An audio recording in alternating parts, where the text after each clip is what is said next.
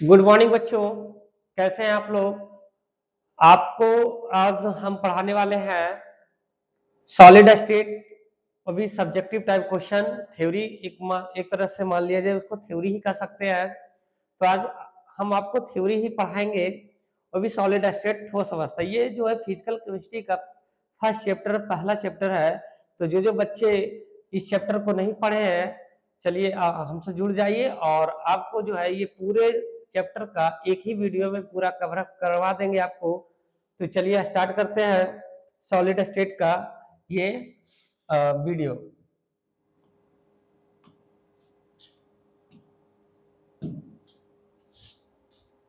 चलिए ये देखिए, ये मेरा सॉलिड स्टेट है। ये सब्जेक्टिव टाइप क्वेश्चन है। इस तरीके से क्वेश्चन जो है एग्जाम में किस तरीके से पूछा जाता है। तो ये सब्जेक्टिव टाइप क्वेश्चन आपका रहेगा, ठीक है जी। ये सब्जेक्टिव टाइप क्वेश्चन रहेगा। इसमें सबसे पहला बात है कि आपको पढ़ना क्या क्या है, किस तरीके से पढ़ना है वो समझना है। चलिए सबको क्लियर दिख रहा है ना? चलिए ऑडियो वीडियो सब ठीक है। चलिए तो स्टार्ट करते हैं। सबसे पहला बात है ठोस है क्या। तो ठोस जो होता है क्या, ये समझना है। सबसे पहले आपको ठोस समझना है, ठोस होता है क्या। तो ठोस के बारे में जानना बहुत जरूरी है। ठोस के बारे में जानना बहुत जरूरी है कि ठोस होता है क्या। चलिए स्टार्ट करते हैं। ठोस, ठोस कहते हैं किसको, वो समझना है। ठोस, ठोस में जिसका आकार और आयतन आयतन, आकार और आयतन दोनों क्या होते हैं, निश्चित होते हैं। निश्चित होते हैं, उसे हम लोग ठोस कहते हैं। जिसका आकार एवं आयतन दोनों क्या होते हैं, निश्चित होते हैं, उसे हम लोग ठोस कहते हैं। जैसे एग्जाम्पल में अगर बात कर लिया जाए तो जैसे लोहा हो गया, ये पेन देख रहे हैं ना, ये पेन देख रहे हैं आप लोग, ये पेन हो गया, ठीक है। और जैसे वुड हो गया, लकड़ी हो गया। वुड माने क्या होता है, लकड़ी हो गया। और क्या हो सकता है, और क्या, जैसे चीनी, चीनी का कण, शुगर हो गया। और बहुत सारे एग्जाम्पल हैं जो ठोस को जो है साबित करता है। तो ठोस उसको बोलते हैं जिसका आकार एवं आयतन दोनों निश्चित होता है, ठोस कहलाता है। क्लियर बात समझ में आया? चलिए आगे बढ़ते हैं। तो देखो ठोस क्या है, वह पदार्थ की अवस्था है जिसका आकार और आयतन निश्चित होता है, उसे हम लोग क्या कहते हैं, ठोस कहते हैं। वह जो है पदार्थ की अवस्था है जिसका आकार एवं आयतन दोनों निश्चित होता है, क्या कहलाता है, ठोस कहलाता है। ठीक है जी। तो ठोस का बहुत सारा एग्जाम्पल, जैसे शुगर हो गया, iron, gold, would, copper, common salt को NaCl बोलते हैं, ठीक है जी। NaCl, बुक हो गया, पेन हो गया, ETC, बहुत सारा है। चलिए तो आगे हम लोग आगे बढ़ते हैं।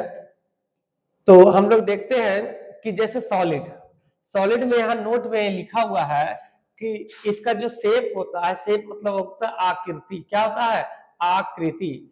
शेप मतलब होता है आकृति। आकृति डिफिनिट होता है, निश्चित होता है। जैसे मान लो कोई भी चीज है, लोहा का ही शेप ले लो, जैसे पेन का शेप इसी फॉर्म में रहेगा, ये चेंज नहीं हो सकता। तो आकृति हो गया, निश्चित हो गया। आयतन, ये कितना आयतन का है, ये कितना आयतन का है, तो आयतन भी इसमें क्या होता है, निश्चित होता है। इंटरमोलिकुलर स्पेसेस, इंटरमोलिकुलर स्पेसेस क्या होता है, अंतर आणविक स्थान जो होता है मिनिमम होता है। जैसे मान लो एक ठोस का कण ये है, तो एक दूसरे से बहुत जुड़ा हुआ, एकदम नजदीक में सटा हुआ रहेगा, एक दूसरे से क्या होगा, सटा हुआ रहेगा। मतलब इसमें गैपिंग तो होता ही नहीं है, अगर होगा भी तो बहुत कम होगा। एक दूसरे से क्या होता है, सटा हुआ रहता है। इनके अणुओं के बीच में इंटरमोलिकुलर अट्रैक्शन फोर्स होता है, वो प्रबल रूप से क्या होता है, प्रबल रूप से जो है मजबूती से एक दूसरे से बंधे हुए होते हैं। तो ये होता है इंटरमोलिकुलर स्थान मिनिमम होता है। और अंतर आणविक बल इसमें जो होता है, क्या होता है, बहुत मैक्सिमम होता है, अधिक होता है। क्या होता है, अधिक होता है। अंतर आणविक बल क्या होता है, एक दूसरे से जुड़ना, मजबूती से एक दूसरे को पकड़े हुए रहता है। तो इसका ये जो है ठोस का कुछ प्रॉपर्टी हो गया। अब आता है आपके जो एग्जाम में या आपके बुक में मिलेगा क्रिस्टलीय ठोस।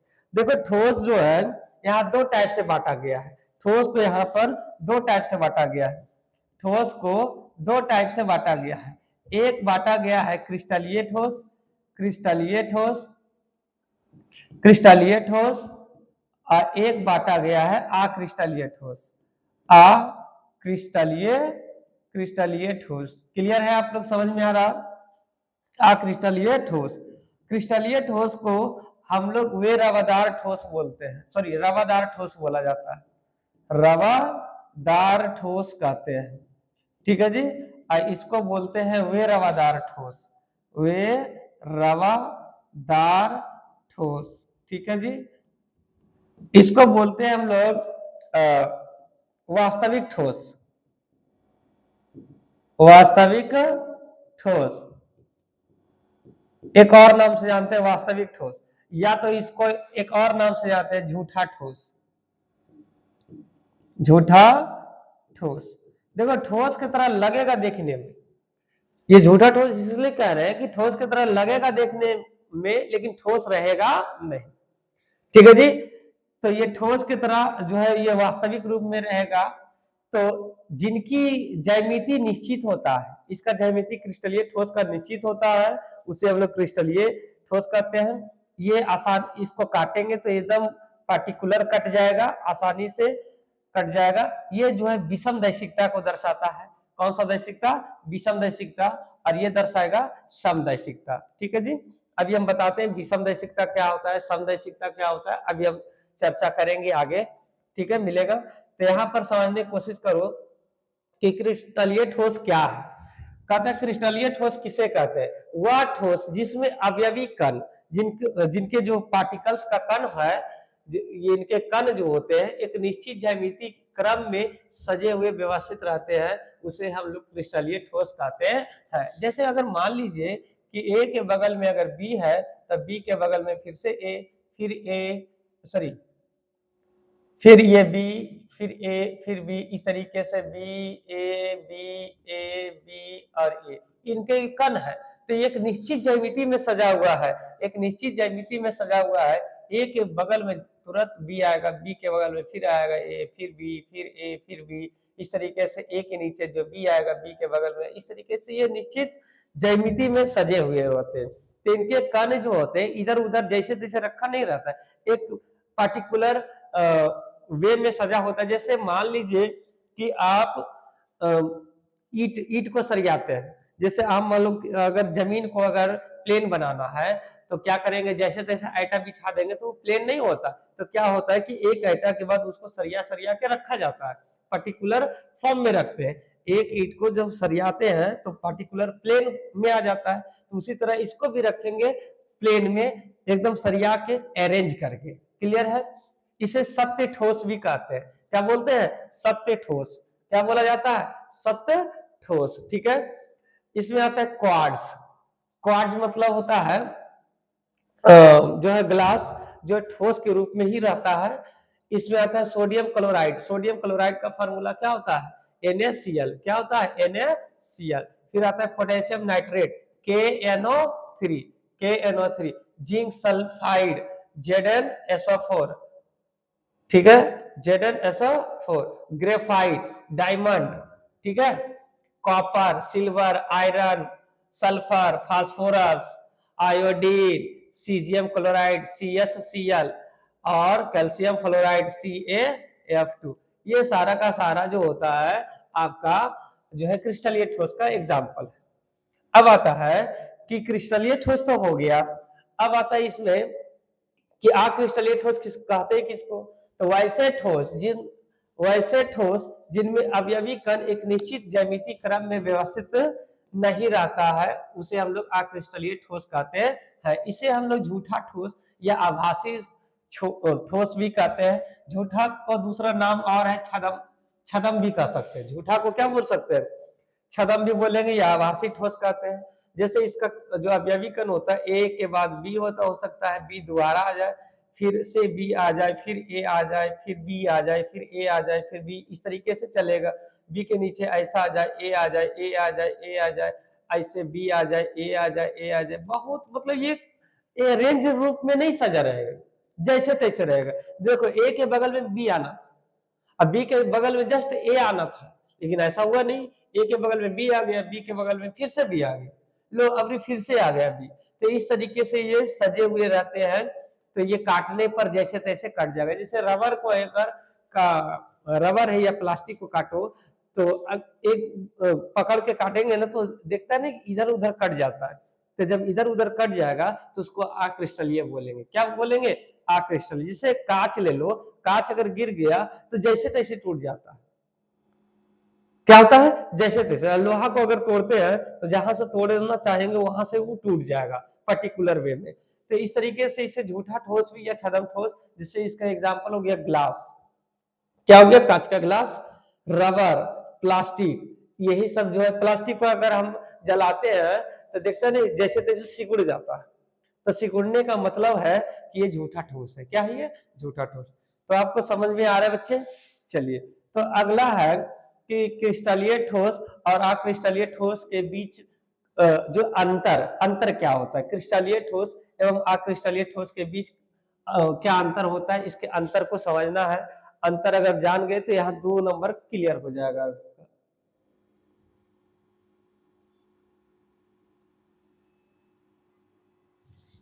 अंतर समझ में आ गया तो 2 नंबर आपका क्लियर हो जाएगा। चलिए आगे बढ़े। अब देखिए क्रिस्टलीय ठोस क्या होता है और एमॉर्फस अक्रिस्टलीय ठोस क्या होता है। इसकी ज्यामिति जो है निश्चित हो आकृति का होता है, इसकी अनिश्चित होता है। क्या होता है? अनिश्चित, सॉरी निश्चित ज्यामिति। अच्छा हाँ ठीक है, इसकी निश्चित ज्यामिति आकृति नहीं होती है, इसे वास्तविक ठोस कहते हैं। इसे आभासी या झूठा ठोस बोल दो। यह प्राकृतिक में विषम दैशिकता होता है। क्या होता है? विषम। जैसे मान लीजिए, विषम क्यों बोल रहे हैं इसको? ए के बगल में बी है, तब बी के बगल में जस्ट ए आएगा, फिर बी आएगा, फिर ए आएगा, फिर बी आएगा। तो देखिए 1 नंबर में अगर ए आया है तो वो 3 नंबर में मिलेगा, फिर से 5 नंबर में मिलेगा, फिर से 7 नंबर। तो ये विषम संख्या में चल रहा है, इसलिए विषम दैशिकता है। अब बताओ, ये आभासी ठोस है, तो ए के बगल में बी है, अब फिर से बी आ गया, फिर से ए आ गया, फिर से बी आ गया, अब फिर ए आ गया, फिर बी आया। तो बताओ ए के जस्ट बगल में बी है, अब फिर से बी 2 बार आ गया, फिर से ए, तो यहां से 4 नंबर पर मिला, अब फिर यहां से 6 नंबर पर मिल गया। तो इनमें गैपिंग एक जैसा नहीं है, गैपिंग एक जैसा नहीं है, इसीलिए इसको क्या बोलते हैं? सॉरी, यहाँ पे इसको ए है तो ये बी है, फिर बी है, फिर ए है, ए है, बी है, फिर ए है।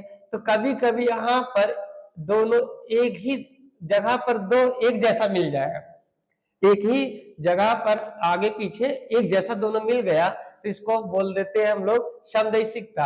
और यहाँ पर मिलता नहीं है, इसीलिए इसको क्या बोलेंगे? विषमदैशिकता। ठीक है जी, विषमदैशिकता। तो समदैशिकता और विषमदैशिकता के बारे में समझ में आ गया। अब बताओ, ये वास्तविक ठोस है। अब बताओ वास्तविक ठोस का गलनांक क्या होता है? तिरछे होता है, जो है मेल्टिंग पॉइंट जो है हेवी होता है, ज्यादा मात्रा में होता है, क्योंकि इसका गलनांक जो होता है ज्यादा होता है। तो और इसका गलनांक जो होता है ज्यादा नहीं होता, तुरंत गल जाता है। तो इसका गलनांक कम होता है, इसका गलनांक ज्यादा होता है। ठीक है जी।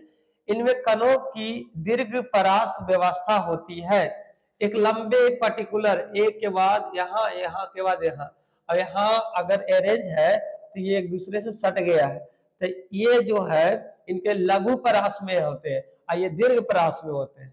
एक ये निश्चित दूरी पर जाके ये मिलता है और ये कहीं मिल जाएगा नजदीक में, कहीं दूर में, कहीं नजदीक में, कहीं दूर में। तो इसको बोलते हैं दीर्घ परास, इसको बोलते हैं लघु परास। ठीक है जी। अब यहाँ पर अगर बात किया जाए, इनके गलन उष्मा निश्चित होता है। ये निश्चित, जैसे लोहा को गलाना था 3000 डिग्री सेल्सियस पर ये गल जाएगा, लेकिन इसका गलनांक जो है निश्चित नहीं होता है, इसका गलनांक जो है निश्चित नहीं होता है। क्रिस्टलीय ठोस अधिक अस्थायी होते हैं। क्रिस्टलीय ठोस क्या होता है? अधिक अस्थायी होते हैं। और ये क्या होते हैं बाबू?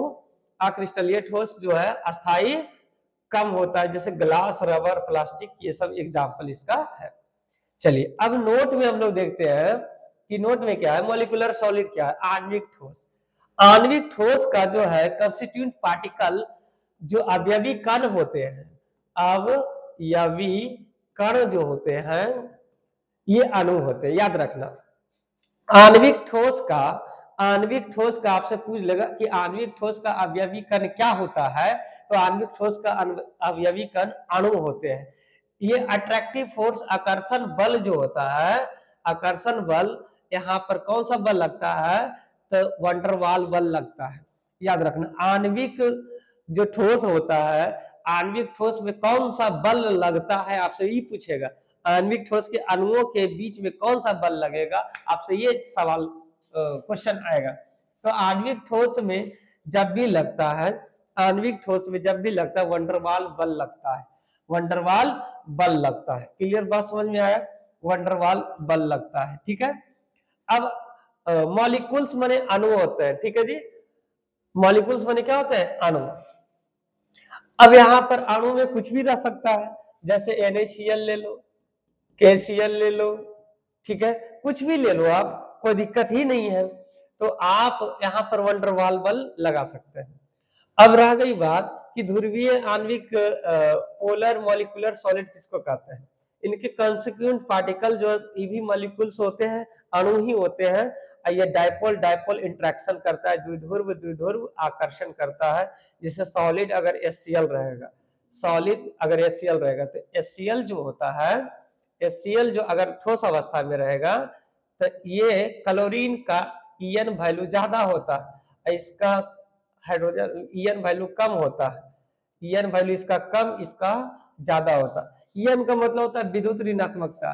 विद्युत ऋणात्मकता उसको बोलते हैं जो इलेक्ट्रॉन अपनी ओर खींच सकता है। तो ये क्या करेगा, ये इलेक्ट्रॉन खींच लेगा अपनी ओर। तो खींचेगा तो आंशिक रूप से इस पर नेगेटिव चार्ज, इस पर कैसा चार्ज, पॉजिटिव चार्ज। तो इसी को बोलते हैं द्विध्रुव, द्विध्रुव, द्विध्रुव, द्विध्रुव आकर्षण बल, ठीक है जी। यहाँ पर HCl हो गया ठोस के रूप में, सल्फर डाइऑक्साइड हो गया, और अमोनिया हो गया ठोस। ये हो गया आपके जो है पोलर मॉलिक्यूलर सॉलिड द्विध्रुव आणविक ठोस। अब आता है नॉन पोलर किसको कहते हैं। इनके भी जो कण होते हैं अणु ही होते हैं। इसमें depression forces of London forces लगता है, परिक्षेपण बल या लंदन बल लगता है जैसे। और ये ज्यादातर एक ही टाइप के अणु में लगते हैं, ठीक है जी, ज्यादातर एक ही प्रकार के अणु में लगेगा। जैसे H2, N2, Cl2, इस टाइप में CCl4, CCl4। अच्छा, CCl4 नॉन पोलर क्यों कहें, देखो। अच्छा, इसको नॉन पोलर क्यों बोल रहे हैं, यहाँ पर H है, यहाँ भी H है। अब इन दोनों एक जैसा है, तो बताओ एक जैसा है तो अपना अपना इलेक्ट्रॉन लेके जाएगा, तो लेके जाएगा तो इधर और इधर चला जाएगा। तो यहाँ भी जो जाएगा, यहाँ भी फ्री रेडिकल, यहाँ भी फ्री रेडिकल। जैसे क्लोरीन पर 4 हाइड्रोजन है। अब मान लीजिए क्लोरीन पर यहाँ कार्बन है और इधर क्या है, क्लोरीन है। अब बताइए, एक क्लोरीन, 4 क्लोरीन है, एक कार्बन है। क्लोरीन चाहता है इस कार्बन को ले जाए, ये वाला क्लोरीन 1 नंबर दे दो इसको, 2, 3 और 4। अब क्लोरीन ये चाहता है कि इस कार्बन को मैं लेके चला जाऊं, तो बताओ ये अपनी ओर ले खींचेगा। तो बताओ उस कंडीशन में ये 3 को बच गया। अब सबका पावर सेम है, तो बताओ ये अकेला लेके जाएगा कि चारों बांट के खाएगा। तो उस कंडीशन में इधर खींचेगा, ये क्लोरीन इधर खींचेगा, और ये इधर खींचेगा, और ये इधर खींचेगा। तो ये चारों तरफ से, चारों दिशा से खींच रहा है, तो इस कार्बन को कोई ले जा नहीं सकता है। जब कोई ले जा नहीं पाएगा तो उस कंडीशन में ये अध्रुवीय हो जाएगा। इसमें भी वही बात है, 2 हाइड्रोजन सेम पावर का था, सेम चार्ज का था, तो दोनों खींचेगा। जैसे मान लो 2 हाथी को ज्वाइन कर दो, एक रस्सी से बांध दो, अब बोलो खींचने के लिए, तो दोनों का पावर उतना ही है, तो वो खींच नहीं पाएगा, इसे से खाली करते रहेगा, ठीक है जी। तो आपको बात समझ में आ गया ये बात कि नॉन पोलर उसको बोलते हैं जिसमें एक जैसा जो रहेगा, ठीक है। अब आता है चौथा जो है हाइड्रोजन बॉन्ड आता है molecular, hydrogen bonded molecular solid क्या होता है। हाइड्रोजन बंधित आणविक ठोस किसको कहते हैं, इनके कंस्टिट्यूट पार्टिकल जो अणु होते हैं अट्रैक्टिव फोर्स, और इसमें हाइड्रोजन बंध पाए जाते हैं। जैसे पानी है, क्या है, H2O है, H2O में यहाँ पर इसका ऐसे डायग्राम बनता है। H2O में हाइड्रोजन बंध पाया गया है H बॉन्डिंग, और H बॉन्डिंग होने के कारण ये जो है वाटर के रूप में पाया जाता है, द्रव के रूप में पाया जाता है। तो हाइड्रोजन बॉन्डिंग मॉलिक्यूलर सॉलिड किसको कहते हैं? वैसे जो है अवयव जिनमें H बॉन्डिंग पाया जाता है, हाइड्रोजन बंध पाया जाता है, उसको हाइड्रोजन अबंधित आणविक ठोस कहते हैं। इसमें पानी के रूप में आया आइस। आइस का मतलब बर्फ। आइस का मतलब क्या होता है? बर्फ। बर्फ एक किसका एग्जाम्पल है? तो हाइड्रोजन बॉन्डेड मॉलिक्यूलर सॉलिड का एग्जाम्पल है। ठीक है जी, बात समझ में आ गया? क्लियर समझ में आ रहा है? सबको समझ में आ रहा है? चलिए आगे बढ़ते हैं। हाइड्रोजन बॉन्ड में एक बात और याद रखना, हाइड्रोजन बॉन्ड किसमें किसमें पाया जाता है? तो आप लोग सब कोई फोन करते हैं कि नहीं करते हैं? बताओ, सब कोई आप लोग फोन करते हैं? फोन FON, तो फोन करते हैं तो जहां F दिखेगा उसमें हाइड्रोजन बॉन्ड पाया जाएगा, जहां O दिखेगा उसमें माने हाइड्रोजन बॉन्ड पाया जाएगा, और जहां N दिखेगा उसमें हाइड्रोजन बॉन्ड पाया जाएगा। यदि फोन के साथ H हो तो हाइड्रोजन बॉन्ड का निर्माण जरूर होगा, याद रखना। जैसे वाटर में ऑक्सीजन है, हाइड्रोजन है, नाइट्रोजन में नाइट्रोजन और हाइड्रोजन, HF में हाइड्रोजन और माने फ्लोरीन है। तो यहाँ पर ये तीनों जो है एग्जाम्पल है, इसमें हाइड्रोजन बॉन्ड पाया जाता है। तो हाइड्रोजन बॉन्ड का फॉर्मेशन इन सभी मॉलिक्यूल्स में होता है, हाइड्रोजन बॉन्ड बनता है इन्हीं सभी मॉलिक्यूल्स में, याद रखना। कुछ होता है आयनिक ठोस। आयनिक ठोस के अवयवी कण आयन होते हैं, याद रखना। आयनिक ठोस के अवयवी कण आयन्स होते हैं। क्या होते हैं? आयन होते हैं।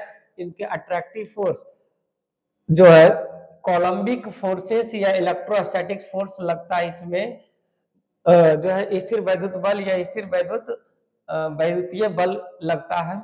जैसे मान लीजिए NaCl अगर बात किया जाए तो NaCl में निगेटिव और पॉजिटिव ये आयंस के रूप में पाया गया है, KCl भी आयंस के रूप में पाया गया है। तो यहाँ पर इन सभी में आयनिक जो है इसको आयनिक ठोस कहते हैं। क्या कहते हैं? आयनिक ठोस। तो आपसे पूछेगा आयनिक ठोस कहते हैं किसको? तो वैसे ठोस जिनके अवयवी कण आयन होते हैं आयनिक ठोस कहलाते हैं। वैसे ठोस जिनके अवयवी कण आयन होते हैं आयनिक ठोस कहलाते हैं। तो आपको शायद क्लियर समझ में आ गया होगा आयनिक ठोस के बारे में। तो आयनिक ठोस के अवयवी कण आयन होते हैं, इसमें कौन सा बल लगता है? तो स्थिर वैद्युत आकर्षण बल लगता है, ठीक है, या वैद्युतीय बल लगता है। ठीक है जी, या वैद्युतीय बल लगता है। अब आता है मेटालिक सॉलिड, धात्विक ठोस किसको कहते हैं? धात्विक ठोस के अवयवी कण धातु होते हैं, याद रखना। धात्विक ठोस के अवयवी कण धातु आयन होते हैं या धातु होते हैं। ठीक है जी। अब यहाँ पर बात किया जाए कि गतिशील इलेक्ट्रॉन के समुद्र, मेटालिक बॉन्ड, धात्विक बंधन, यहाँ छूट गया धात्विक बंधन आपसे पूछेगा वैसे ठोस जिनके अवयवी कण धातु होते हैं, धात्विक ठोस कहलाते हैं। वैसे ठोस जिनके अवयवी कण धातु होते हैं धात्विक ठोस कहलाते हैं। धात्विक ठोस में कौन सा बंधन होता है? तो धात्विक बंधन होता है। धात्विक ठोस में कौन सा बंधन होगा? तो धात्विक बंधन होगा। कौन सा बंधन होगा बाबू? धात्विक बंधन होगा। क्लियर बात समझ में आ रहा है? धात्विक ठोस में कौन सा बंधन होगा? धात्विक बंधन होगा। धात्विक बंधन में धातु कौन कौन से? जितना भी आप देख रहे हैं धातु, जितना भी धातु देख रहे हैं, जैसे लोहा, कॉपर, सिल्वर, मैग्नीशियम, प्लेटिनम, सोना, चांदी, जो भी है ये सारा का सारा धात्विक ठोस है। क्या है? धात्विक ठोस। और धात्विक ठोस के अवयवी कण धातु होते हैं। क्या होते हैं बाबू? धात्विक ठोस के अवयवी कण धातु होते हैं। क्लियर बात समझ में आ रहा है? धात्विक ठोस के अवयवी कण क्या होंगे? धातु होंगे। चलिए आगे बढ़ते हैं। अब अगला जो ठोस है सहसंयोजी ठोस, इसी को नेटवर्क ठोस भी बोलते हैं। सहसंयोजी ठोस या नेटवर्क ठोस भी बोला जाता है। इनके अवयवी कण परमाणु होते हैं। क्या होते हैं? अणु नहीं, बल्कि ये क्या होते हैं? परमाणु। इनके अवयवी कण परमाणु होते हैं, और परमाणु जो होते हैं इनके अट्रैक्टिव फोर्स, इसमें सहसंयोजी बंधन होता है। क्या होता है? सहसंयोजी बंधन। सहसंयोजिक बंधन मतलब एक कार्बन से अगर बहुत सारा कार्बन जुड़ गया तो इसको बोलेंगे सहसंयोजी बंधन। असहसंयोजी बंधन अधातुओं के बीच बनता है। किसके बीच बनेगा? अधातुओं के बीच बनता है। याद रखना, सहसंयोजी बंधन अधातु अधातु मिलेगा, अधातु और अधातु मिलेगा तभी बन सकता है, अन्यथा वो नहीं बनेगा। ठीक है जी। सहसंयोजी बंधन अधातु और अधातुओं के बीच बनता है, लेकिन कहीं कहीं एकाक अपवाद में, एक्सेप्शन में है, जैसे aluminium nitride. Aluminium nitride, aluminium nitride में Al जो है धातु है और ये N क्या है? अधातु। तो इस कंडीशन में यहाँ पर इसका गुण पाया गया है नेटवर्क ठोस का, क्योंकि ये जालक के रूप में होता है और जालक के रूप में होने के कारण इसे ही हम लोग सहसंयोजी ठोस कहते हैं। तो यहाँ पर क्वार्ट्ज हो गया, क्वार्ट्ज का फॉर्मूला होता है SiO2, फिर हो गया डायमंड मतलब हीरा, फिर हो गया ग्रेफाइट, फिर सिलिकॉन कार्बाइड, फिर Al एल्युमिनियम नाइट्राइड ETC। तो ये सब क्या हो गया आपके, जो हो गया नेटवर्क सॉलिड हो गया। क्या हो गया? Network solid. क्लियर बात समझ में आ रहा है? ये नेटवर्क सॉलिड का कुछ एग्जाम्पल है। अब आता है नेक्स्ट, हीरा और ग्रेफाइट के बीच क्या क्या अंतर हो सकता है। सबसे पहला बात है हीरा और ग्रेफाइट। हीरा सबसे पहले बात है कि हीरा और ग्रेफाइट में क्या अंतर है वो समझना है। तो अंतर में अगर देखते हैं, अंतर को अगर देख लिया जाए तो अंतर बहुत ही छोटा सा है। अंतर देखो, ग्रेफाइट में प्रत्येक कार्बन परमाणु 3 अन्य कार्बन के साथ जुड़े हुए रहते हैं। ग्रेफाइट में प्रत्येक कार्बन परमाणु 3 अन्य कार्बन के साथ जुड़े हुए रहते हैं। जैसे ये एक कार्बन है तो ये 3 कार्बन से जुड़ा हुआ रहेगा। ठीक है जी। अब फिर ऐसा ही जाल बनाएगा। ठीक है, ऐसा ही जाल बनाता है, इस तरीके से फिर से ये जुड़ जाएगा। हर एक कार्बन परमाणु जो है 3 गो से जुड़ेगा। कै गो से? ग्रेफाइट में प्रत्येक कार्बन परमाणु अन्य 3 कार्बन परमाणु से जुड़ा होता है। पहला ये ही अंतर है, इसमें 3 गो तो इसमें 4 गो। इसमें कै गो रहेगा? 4 गो रहेगा। 4 गो कहाँ कहाँ रहेगा? एक ऐसा, ऐसा और ऐसा। इसको कार्बन कार्बन कार्बन कार्बन और यहाँ भी कार्बन, इसका स्ट्रक्चर इस तरीके से बन जाता है। ठीक है जी। डायमंड शेप इसी को बोलते हैं, डायमंड शेप बोलते हैं। और इसका जो होता है संकरण, जो होता है हाइब्रिडाइजेशन, संकरण होता है sp3। क्या होता है? sp3। इसका जो बॉन्ड एंगल होता है 109 डिग्री 28 मिनट का होता है। तो ये सारा आपसे पूछ लिया जाएगा कि बताइए हीरा का बंद कोण कितना डिग्री का होता है? तो 109 डिग्री 28 मिनट का। हीरा जो है, हीरा का संकरण कैसा होता है? तो sp3। हीरा का संरचना कैसा होता है? तो चतुष्फलकीय होता है। क्या होता है जी? चतुष्फलकीय होता है। चलिए, तो आगे हम लोग बढ़ते हैं। हीरा में प्रत्येक कार्बन परमाणु 4 गो से जुड़ा रहता है। अब आता है ग्रेफाइट में प्रत्येक कार्बन परमाणु 3 सहसंयोजी बंधन का निर्माण। इसमें 3 गो सहसंयोजी बंधन बनेगा। तो इसमें कै गो बनेगा? पूरा 4 गो बनेगा, क्योंकि 4 कार्बन से जुड़ा हुआ है। अब रह गई बात कि ग्रेफाइट में प्रत्येक कार्बन परमाणु का संकरण sp2 होता है, क्योंकि 3 गो जुड़ा है, 3 बंधन था। अब मान लीजिए एक कार्बन यहाँ पर प्रेजेंट है, अब एक कार्बन यहाँ है और एक कार्बन यहाँ, एक कार्बन यहाँ, तो 1 सिग्मा 2 सिग्मा 3 सिग्मा, तो 3 सिग्मा sp2 और इसका होता है sp3। इसका क्या होता है? संकरण। इसका संकरण sp3, क्योंकि 4 गो सिग्मा बॉन्ड बनेगा, तो 4 सिग्मा बॉन्ड का मतलब sp3 हो गया। तो चलिए यहाँ पर ये बात समझ में आ गया। अब इसका जो कुछ एग्जाम्पल होता है, जैसे ग्रेफाइट में फ्री इलेक्ट्रॉन प्रेजेंट होते हैं। ग्रेफाइट में एक जो होता है मुक्त इलेक्ट्रॉन होता है, लेकिन डायमंड में कोई भी इलेक्ट्रॉन नहीं रहता है। इसलिए इलेक्ट्रॉन नहीं होने के कारण जो हीरा जो है विद्युत का क्या है? कुचालक। इसमें इलेक्ट्रॉन प्रेजेंट होने के कारण, हीरा इलेक्ट्रॉन प्रेजेंट होने के कारण ये विद्युत का सुचालक बनता है। याद रखना, सबसे बड़ा बात है कि हीरा जो है विद्युत का कुचालक क्यों है और ग्रेफाइट जो है विद्युत का सुचालक क्यों है।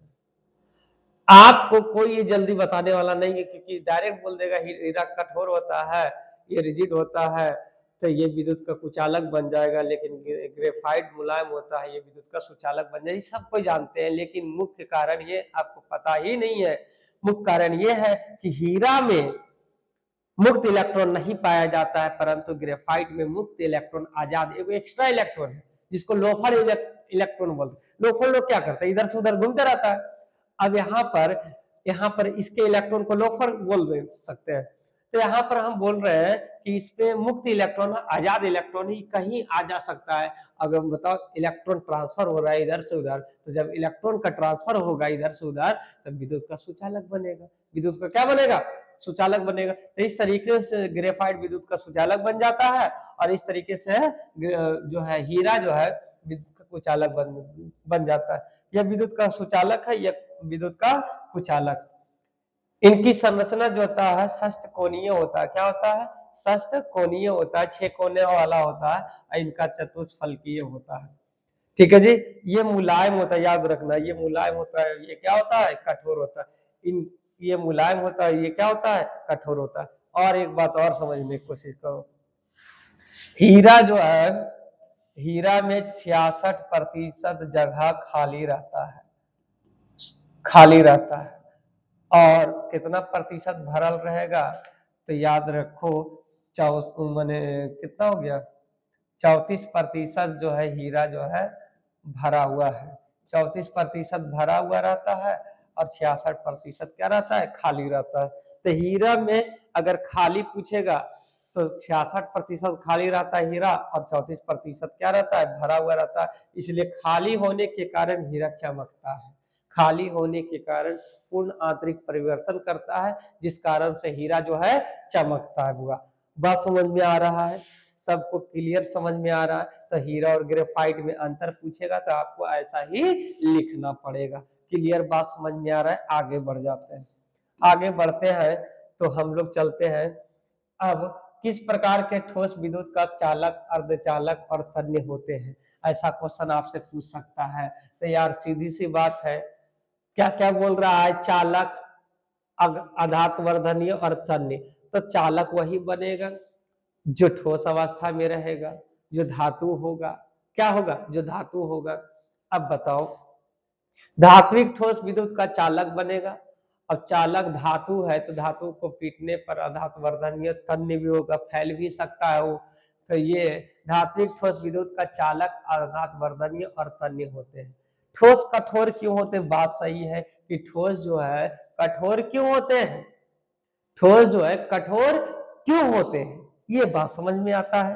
तो यहाँ पर समझना है कि ठोस में अंतरा आणविक स्थान सबसे कम होता है। बाबू हम बताए हैं कि ठोस में कोई भी गैप नहीं रहता है, खाली स्थान होवे नहीं करेगा, एकदम ठूस ठूस के भरा होता है। जब ठूस ठूस के भरा रहेगा तो उसके बीच में कोई भी रिक्त स्थान नहीं होगा, और रिक्त स्थान नहीं होगा तो वो जो बनेगा पदार्थ वो आपका सॉलिड के रूप में होगा और कठोर होगा। क्या होगा, कठोर होगा। तो ये कहता है कि ठोस में अंतरा आणविक स्थान सबसे कम होता है, और अंतरा आणविक बल सबसे अधिक होता है, इसलिए अवयवीकरण अति निकटतम से बंधे होते हैं, और इनमें स्थानांतरित गति नहीं होता, माने ये जो अणु है एक दूसरे से ट्रांसफर नहीं होता है, और अपने मध्य में ही स्थित रहता है। चारों ओर जो है दोलन कर सकते हैं, कहीं भी इसको फेंक फाक सकते हैं। यही कारण है कि ठोस क्या होता है, कठोर होता है। सिंपल बात है। अगर ये डिफिनेशन नहीं समझ में आ रहा है तो सबसे पहला बात है कि जो है ठोस कठोर क्यों होता है, तो सबसे पहले बात वैसे लेना है कि वैसे पदार्थ जिनमें अणुओं के बीच में कोई भी जो रिक्त स्थान नहीं होता है, इनके अणु एक दूसरे से प्रबल आकर्षण बल से जुड़े होते हैं, और ये इसमें इलेक्ट्रॉन जो है का स्थानांतरण होता है, और इसको कहीं भी ले जा सकते हैं। तो इसीलिए ये ठोस कहलाता है। इनकी ज्यामिति निश्चित होता है, ऐसा भी कह सकते हैं आप। अब यहाँ पर पूछा ठोसों का आयतन निश्चित क्यों होता है। नेक्स्ट क्वेश्चन में अगर बात करें कि ठोसों का आयतन निश्चित क्यों होता है, तो सामान्यतः ठोस प्राकृतिक में कठोर होते हैं। जनरली फॉर्म में ठोस क्या होते हैं, कठोर होते हैं, लेकिन कुछ ऐसे भी ठोस होते हैं जो मुलायम होते हैं, कुछ ऐसे भी ठोस है जो क्या है, मुलायम है। सामान्यतः जो ठोस होते हैं कठोर, परंतु कुछ ऐसे भी ठोस हैं जो क्या है आपको मुलायम दिखेगा। क्या दिखेगा बाबू? मुलायम दिखेगा। क्लियर बात समझ में आ रहा है? सामान्यतः ठोस प्राकृतिक में कठोर और असंपीड़क प्रिय होता है, मतलब उसको दबा नहीं सकते हैं। ठीक है जी, अंगूठा से उसको दबाएगा। मान लो ये पेन है, ये मान लीजिए ये स्टेपलर है, ठीक है जी, ये लोहा आयरन का बना हुआ है, इसको दबाएंगे तो अंगूठा दब जाएगा। अब बलडोजर चलवा दो वो अलग चीज है, वो दब जाएगा, पिचक जाएगा, लेकिन ये तन्नी भी हो सकता है। तो यहाँ पर असंपीड़ीय होता है क्योंकि अंतरा आणविक स्थान सबसे कम होते हैं, इनके अणुओं के बीच में रिक्त स्थान कम रहेगा, होता ही नहीं है, और अंतरा आणविक बल सबसे अधिक होता है। ठीक है जी, इसलिए इनके अवयवी कण स्वतंत्र रूप में गतिशील नहीं करते हैं, आजाद नहीं, एक दूसरे से खुला वातावरण में कण जो है घूम नहीं सकता। इसी कारण से ठोसों का आयतन क्या होता है? निश्चित होता है। तो ठोसों का आयतन निश्चित क्यों होता है? क्योंकि इनके अणुओं के बीच में कोई भी रिक्त स्थान नहीं होते, इनके अणु एक दूसरे माने ये गतिशील नहीं करता है, इस कारण से ये ठोस जो है ठोसों का आयतन निश्चित होता है। अब एक क्वेश्चन ऐसा भी पूछ सकता है कि कांच को अतिशीतल द्रव क्यों कहा गया है? सबसे पहला बात है कि आप देखिएगा भूत बंगला महल, जैसे मान लो राजा महाराजाओं का जो घर देखे होंगे आप लोग, जो है बहुत पुराना हो जाता है, कभी खिड़की उड़की या गेट वेट आप देखते होंगे, तो कांच में क्या होता है ना कि काफी पुराना होने के बाद ऊपर से पिघल के नीचे की ओर आ जाता है, तो वो आता है लॉन्ग टाइम में, दिखेगा नहीं आपको, दिखेगा नहीं, लॉन्ग टाइम में आएगा। और खिड़की उड़की जब बंद करना रहता है तो वो जो है मोटा नीचे हो जाने के कारण वो बंद नहीं सही से हो पाता है। अर्थात अगर दूसरा एग्जांपल लेना चाहते हैं तो एक अच्छा एग्जांपल मैं आपको बता दूं। डेली लाइफ में आप लोग जो है बस पर ट्रैवलिंग जरूर किए होंगे, डेली लाइफ में बस पर ट्रैवलिंग जरूर किए होंगे, तो ट्रैवलिंग के दौरान आप लोग देखते होंगे कि बसों के पुरानी बसों की खिड़कियां जो है जल्दी लगाओ तो लगता नहीं है। तो उस कंडीशन में क्या होता है कि बस का खिड़की जो है खिड़की खराब नहीं होता, क्या होता है कि लॉन्ग टाइम से शीशा वो यूज करते करते ऊपर से धीरे धीरे पिघल के नीचे मोटा हो जाता है। तो जो गैप होता है ना बाबू, वो गैप में वो पहले तो साचा था पतला का, अब नीचे हो गया मोटा, और जैसी मोटा हो गया तो जब ठेलेंगे तो उसमें नहीं जाएगा, अब नहीं जाएगा तो भाई शीशा लगेगा ही नहीं, पैक ही नहीं होगा। तो इस कारण से सबसे अच्छा एग्जांपल बस का खिड़की है। खिड़की का जो है शीशा जो है नहीं लगने के कारण है वो जो है अति शीतल होता है, सुपर कोल्ड लिक्विड होता है। क्या होता है? सुपर कोल्ड लिक्विड होता है। यह कांच एक अक्रिस्टलीय ठोस है, इसमें बहने की गुण होता है, बहता है, फ्लो करता है धीरे धीरे, वो भी स्लो गुण से, तो बहने का गुण होता है लेकिन बहुत धीमी होता है, बहने का गुण होता है लेकिन बहुत धीमी होता है, इसलिए इसलिए ग्लास को अति शीतल द्रव कहा गया है, सुपर कोल्ड लिक्विड कहा गया है। यहाँ पर लिखा गया है सुपर कोल्ड लिक्विड बोला गया है। क्यों? क्योंकि कांच में बहने की प्रवृत्ति होती है, कांच में बहने की प्रवृत्ति होता है। क्लियर बात समझ में आ रहा है आप लोगों को? आगे बढ़ जाए, चलिए अब आता है कि कांच एक अक्रिस्टलीय ठोस है जिसमें प्रवाह की प्रवृत्ति होती है लेकिन बहुत धीमी होती है, यही कारण खिड़कियों में लगा शीशा का ऊपरी भाग की तुलना में निचला भाग मोटा हो जाता है, अभी हमने जस्ट बताया। आयनिक ठोस गलित अवस्था में विद्युत का सुचालक होते हैं लेकिन ठोस अवस्था में नहीं होता। क्या ऐसे भी समझ लो, आयनिक ठोस बोला, जैसे आयनिक ठोस में NaCl ले लेते हैं, NaCl। अब NaCl गर्मी के दिन में जो है विद्युत का सुचालक बन जाता है, लेकिन बरसात के दिनों में सुचालक क्यों बनता है जानते हो? NaCl होता है क्या एक्चुअली, बरसात के दिनों में जैसे अगर नमक को खुला वातावरण पर छोड़ देते हैं तो वो ऑक्सीजन के कांटेक्ट में आकर वाटर बना लेता है, वाटर बना लेता है, और जैसी वाटर बनाएगा बाबू, जैसी वाटर बनाएगा तो उसमें इलेक्ट्रॉन का ट्रांसफर होना स्टार्ट हो जाएगा। अब रह गई बात कि एक आयनिक ठोस जो है विद्युत का सुचालक क्यों हो रहा है, तो सबसे पहले इसको पानी लिए, अब पानी में नमक को डाल दिए तो Na पॉजिटिव और Cl नेगेटिव में टूट गया, Na पॉजिटिव और Cl नेगेटिव में टूटा, तो ये आयंस का आदान प्रदान हो रहा है, चेंजिंग हो रहा है, चेंजेबल हो रहा है, तो ये आयंस ट्रांसफर होगा, जब तक आयन ट्रांसफर होते रहेगा ये विद्युत का सुचालक ही रहेगा। तो यहाँ पर कहता है गलित अवस्था में मुक्त इलेक्ट्रॉन उपस्थित होता है। बिल्कुल सही बात है, गलित अवस्था में क्या होता है, मुक्त इलेक्ट्रॉन उपस्थित होता है, जबकि ठोस अवस्था में मुक्त इलेक्ट्रॉन उपस्थित नहीं होता। यही कारण है कि आयनिक ठोस गलित अवस्था में विद्युत का सुचालक होता है, लेकिन ठोस अवस्था में नहीं होता है। क्लियर बात समझ में आ गया। क्रिस्टल जालक है क्या, क्रिस्टल जालक है क्या। अब देखो सबसे पहला बात है क्रिस्टल जालक कहते हैं किसको। तो सबसे पहले अगर अब बात किया जाए क्रिस्टल जालक का, तो क्रिस्टल जालक में हम सबसे पहले जिक्र करेंगे 3 dimensional 3D shape. 3D shape क्या होता है कि जब तीनों दिशा में कण अवयव उपस्थित हो, ठीक है, तीनों दिशा में कण जो है उपस्थित होगा, तो उसे हम लोग क्रिस्टल जालक के नाम से जानते हैं। जैसे अवयवी कणों का हुआ त्रिविम व्यवस्था, अवयवी कण है, ये कण है, पार्टिकल्स है, कण है। तो अवयवी कणों का हुआ त्रिविम व्यवस्था, जिसमें कणों का पॉइंट, कणों को पॉइंट के द्वारा दर्शाया जाता है, कणों को पॉइंट के द्वारा दर्शाया जाता है, उसे हम लोग क्रिस्टल जालक कहते हैं।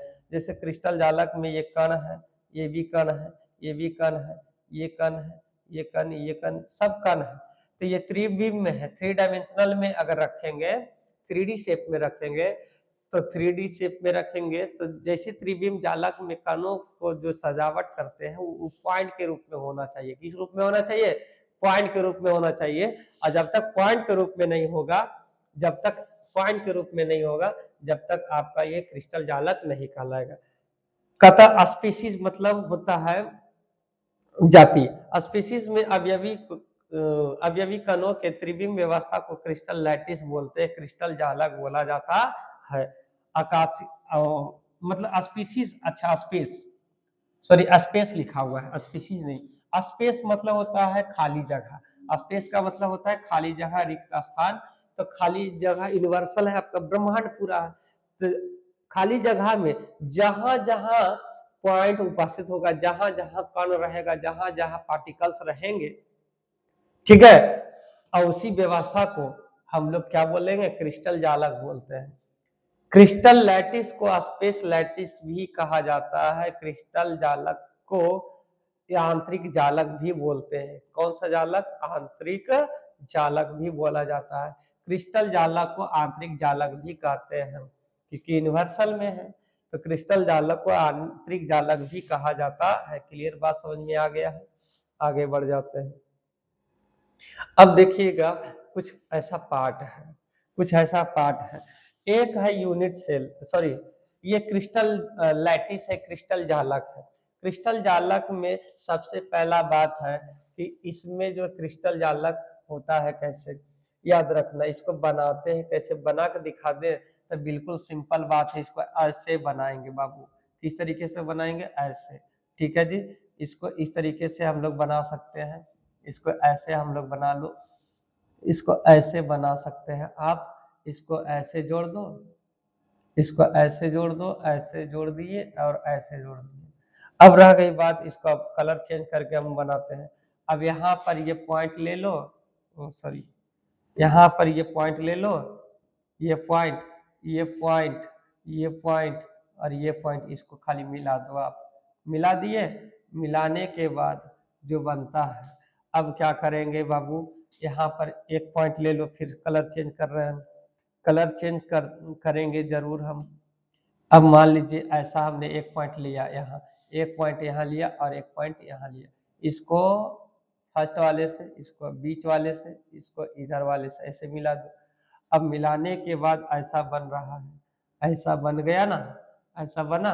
अब बताओ ऐसा फिर आप लोग ऐसा कर सकते हैं, ग्रीन कलर से करते हैं। मान लीजिए कि आपने ऐसा लिया, ऐसा लिया और ऐसा लिया, ठीक है, तो ये ऐसा हो गया, ये ऐसे हो गया और ये ऐसे हो गया, ठीक है। इसको ऐसे मिला दो, इसको ऐसे मिला दो, तो इस तरीके से आप ऐसे इसको अरेंज कर सकते हैं। यही बात यहाँ पर बन चुका है, यही बात यहाँ पर क्या हो गया, बन गया है। क्लियर बात समझ में आ रहा है। अब देखो सबसे पहला बात है, ये बात यहाँ पर ऐसे बन गया है। इसमें बहुत सारा डब्बा होता है, एक घर, दो घर, तीन घर, चार, इधर 5, 6, 7, 8, टोटल 8 घर है, ठीक है जी। एगो आगे वाला है, एगो पीछे वाला है। पीछे दिखाई आपको शायद ना दे रहा हो, अलग चीज है, लेकिन आगे पीछे इस तरीके से 8 घर टोटल होता है। तो एक पार्ट को हम लोग इकाई कोशिका बोलते हैं, इकाई कोशिका बोलते हैं। एक पार्ट को इकाई कोशिका बोला जाता है। फिर इधर वाला भी पार्ट है दूसरा, फिर ये नीचे तीसरा, ये चौथा, 4 आगे तो 4 पीछे भी है, जो आपको दिखाई नहीं देगा। इधर वाला पार्ट है इकाई कोशिका है। क्या ये इकाई कोशिका है? क्लियर बात समझ में आ रहा है? इकाई कोशिका इसी को बोलते हैं, इकाई कोशिका इसी को बोला जाएगा। ठीक है जी, इकाई कोशिका इसी को कहते हैं। क्लियर? अगर आपको समझ में आ रहा है तो आगे हम लोग बढ़ जाते हैं। अब देखो, सबसे पहला बात है कि यहाँ यहाँ ये जो देख रहे हैं इसको पॉइंट बोलते हैं। क्या बोलते हैं? इसको पॉइंट बोला जाएगा। ठीक है जी, इसको पॉइंट बोलते हैं। ये पॉइंट है, ये भी पॉइंट है, ये भी पॉइंट है, ये सारा का सारा पॉइंट है। इसको पॉइंट बोलेंगे बिंदु। अब बिंदु को रिप्रेजेंट करते हैं। बिंदु के जगह पर क्या क्या रहता है? अवयवी कण इसको कहते हैं हिंदी में। क्या बोलेंगे? अवयवी कण बोलते हैं। ठीक है जी। अवयवी कण में 3 टाइप से कण हो सकते हैं, परमाणु, अणु और आयन। परमाणु, अणु और आयन हो सकते हैं। परमाणु, अणु या आयन हो सकते हैं। जैसे मान लो ये कण के जगह पर Na भी बैठ सकता है, Cl भी बैठेगा, कैल्शियम भी, कुछ भी रह सकता है, कोई दिक्कत ही नहीं है। ऐसी पॉइंट को लैटिस पॉइंट बोलते हैं। इसी पॉइंट को जालक बिंदु कहा जाता है। इसी पॉइंट को जालक बिंदु कहते हैं। इसी पॉइंट को क्या बोलते हैं? जालक बिंदु कहते हैं, और या फिर जालक स्थल बोला जाता है। और रिप्रेजेंट करते हैं वन कंस्टिट्यूएंट पार्टिकल, एक जो है एक ही प्रकार के पार्टिकल से रिप्रेजेंट करते हैं। वन कंस्टिट्यूएंट पार्टिकल्स इसको बोल सकते हैं। कहता है कि अब यहाँ पर आता है क्या, इसको कुछ पॉइंटें हैं, अब पॉइंट को समझना बहुत जरूरी है। चलिए देखिए, क्रिस्टल जालक का प्रत्येक बिंदु जालक बिंदु कहलाता है। बिल्कुल सही बात, क्रिस्टल जालक है ये। अब प्रत्येक बिंदु को क्या बोलेंगे? जालक बिंदु बोलेंगे। क्रिस्टल जालक का प्रत्येक बिंदु क्या कहलाता है? एक क्रिस्टल है, क्रिस्टल जालक का प्रत्येक बिंदु जालक बिंदु कहलाता है। बिल्कुल बात सही है। क्रिस्टल जालक का प्रत्येक बिंदु एक अवयव कण को निरूपित करता है। बिल्कुल सही बात है। जालक बिंदु कोई कण को रिप्रेजेंट कर रहा है। कण के जगह मैंने सोडियम रख दिया, तो ये कण जो है किसी भी चीज को रिप्रेजेंट कर सकता है, सूचित कर सकता है। अब आता है इकाई सेल किसको कहते हैं, तो याद रखना, क्रिस्टल लैटिस, क्रिस्टल लैटिस जालक बिंदु का सबसे माने जालक क्रिस्टल लैटिस, क्रिस्टल जालक का सबसे छोटा भाग इकाई सेल कहलाता है। एक बड़ा भाग होता है, एक छोटा भाग होता है जो कम। जैसे एक घर बनाए हैं, तो एक घर आपने बना दिया, तो घर को हम लोग बोलेंगे क्रिस्टल जालक। ठीक है जी, क्रिस्टल जालक। और उसमें बहुत सारा कमरा रहता है, रूम रहता है, तो रूम को बोलेंगे इकाई सेल, इकाई सेल, यूनिट सेल। तो याद रखना है, घर एक बड़ा हो गया तो बड़ा वाला घर को क्रिस्टल जालक बोलेंगे, और उस घर में जो रूम रहेगा उस रूम को हम लोग इकाई सेल बोलेंगे। क्या बोलेंगे? इकाई सेल। तो क्रिस्टल जालक का सबसे छोटा भाग को इकाई सेल कहा जाता है। या तो फिर ऐसे भी बोल सकते हो, इकाई सेल को बार बार दोहराने पर जो आकृति बनता है उसे हम लोग क्रिस्टल जालक कहते हैं। इकाई मैंने छोटा छोटा रूम बना दो, और रूम बहुत सारा बना दिए थे, वो घर बन गया। तो क्रिस्टल जालक को मैंने इकाई इकाई जो है सेल, बहुत सारी इकाई सेल को इकट्ठा करने के बाद जो बनता है आकृति, उसको हम लोग क्रिस्टल जालक के नाम से जानते हैं। क्या जानेंगे? क्रिस्टल जालक के नाम से जानते हैं। अब आता है उपसहसंयोजी संख्या क्या है? उपसहसंयोजी संख्या क्या है? यहाँ पर एक बात समझना, उपसहसंयोजी संख्या क्या है? ठीक है जी, उपसहसंयोजी संख्या क्या है? तो सबसे पहला बात है, उपसहसंयोजी संख्या समझेंगे क्या? इसको समझ जाएगा तो क्लियर है। देखो एक्चुअली हुआ क्या, आप कहीं जा रहे हैं, आप कहीं जा रहे हैं, तो आप जा रहे हैं और बीच रास्ते पर आपको गुंडा छेक लिया। क्या छेक लिया? गुंडा। आप कहीं जा रहे हैं और आपको एक गुंडा छेक लिया या कोई बदमाश छेक लिया, चारों तरफ से घेर लिया। तो जब आपको जितना लोग घेरेगा उसी को बोलेंगे उपसासयोजी संख्या। जितना लोग घेरेगा उसी को क्या बोलेंगे? उपसासयोजी संख्या। तो कहता है उपसासयोजी संख्या अवयवी कणों की व्यवस्था पर निर्भर करता है कि किस तरीके से व्यवस्था है। तो एक कण को जितने कणों के द्वारा घेरा जाता है, ऐसे बोलना डेफिनेशन कि एक कण को जितने कणों के द्वारा घेरा जाता है उसे उसका उपसहसंयोजी संख्या कहलाता है। एक कण को जैसे हमको अगर 4 लोग घेर लिया तो मेरा जो है उपसहसंयोजी संख्या 4 हो गया। तो एक कण को जितने कणों के द्वारा घेरा जाता है उसे हम लोग उपसहसंयोजी संख्या के नाम से जानते हैं। क्लियर बात समझ में आ रहा है? उसे हम लोग क्या बोलेंगे? उपसहसंयोजी संख्या के नाम से जानते हैं। क्लियर बात समझ में आ रहा है? चलिए आगे हम बढ़ते हैं, आगे बढ़ जाए। अब बताइए एक गोला है, एक गोला को कितने गोले के द्वारा घेरा गया है? तो 2। तो इसका उपसहसंयोजी संख्या कितना हो गया? तो अब बता, ई गोला है, ई गोला को एक गोला ई टच किया है, दूसरा ई टच किया है, तीसरा ई टच किया है, चौथा ये वाला टच किया है। तो इसका कोऑर्डिनेशन नंबर 4 हो गया, उपसहसंयोजी 4 हो गया। एक गोला को कितने गोले के द्वारा टचिंग हो रहा है? तो 3। तो इसका हो गया 3।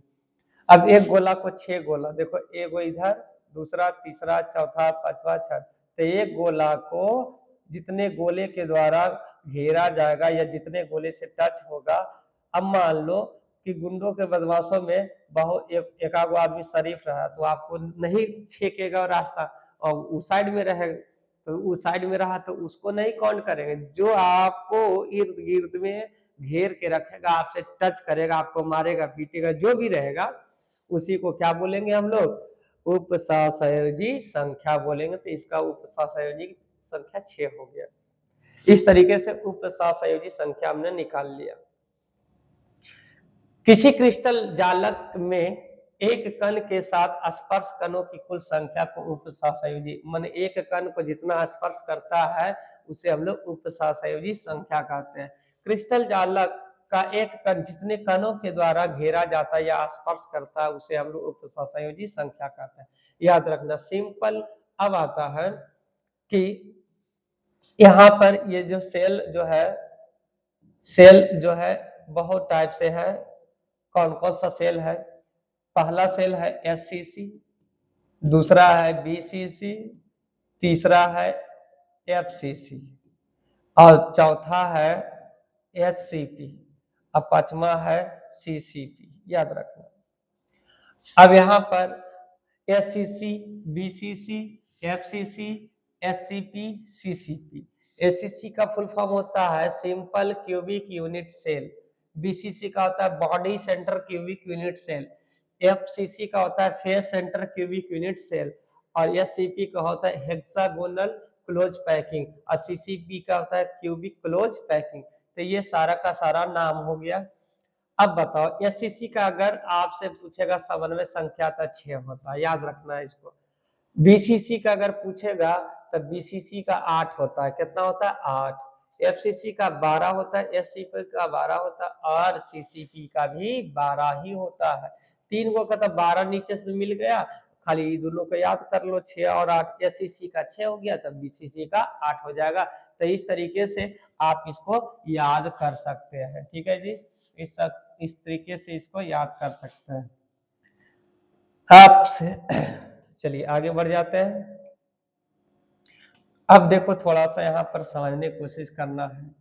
यदि आपसे पूछेगा कि NaCl अगर स्ट्रक्चर 2 टाइप से होते हैं, एक होता है AB2 स्ट्रक्चर और एक होता है A2B स्ट्रक्चर। ठीक है जी, AB2 और A2B। इन दोनों में 4 से गुना करना है। कितना से गुना करना है? 4 से गुना करें, 4 से गुना करें। क्या निकालने के लिए?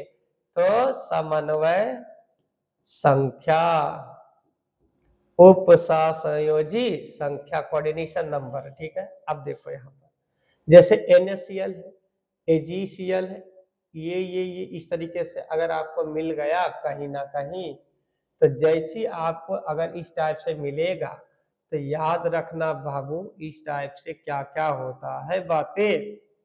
इस टाइप में जो भी रहेगा उसका समन्वय संख्या 6:6 में होता है, और इसका होता है 4:4। ZnS वाला स्ट्रक्चर में 4:4 होता है, और CSCl वाला में 8:8 होता है।